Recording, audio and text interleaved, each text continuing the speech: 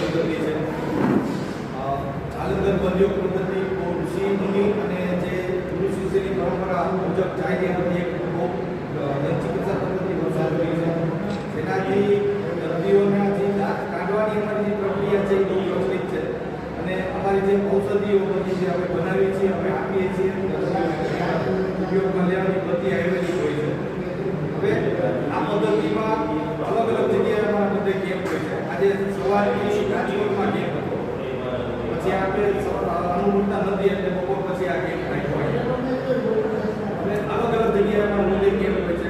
અમારી આ વર્ષો જૂની પદ્ધતિની એક સાધના લગભગ 4 પેઢીથી કાર્ય છે કે જે અમે ખાલી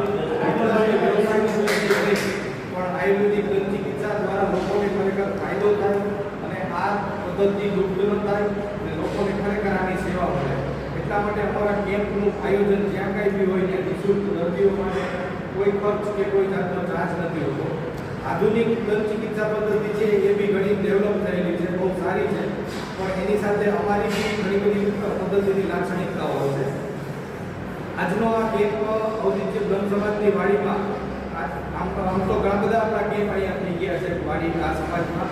એટલા માટે આ જે આપણા કેમ્પને તો લગભગ 7મો 8મો કેમ્પ છે. આ ઘણા બધા કેમ્પ થઈ ગયા. ગયા વખતેના જે આપણા સહયોગી હતા ઉપાધ્યાય પરિવાર પ્રશાંતભાઈના રિલેટિવ હતા ઉપાધ્યાય પરિવાર, આ વખતે જગદીશસિંહ ઝાલા કરીને છે જે આ કેમ્પનું સહયોગ આપણને મળ્યો છે કે ઘણા બધા દર્દીઓ લાભ લે અને આ દંત ચિકિત્સા પદ્ધતિથી ખરેખર લોકોને વડીલોને ઘણો બધો ફાયદો છે.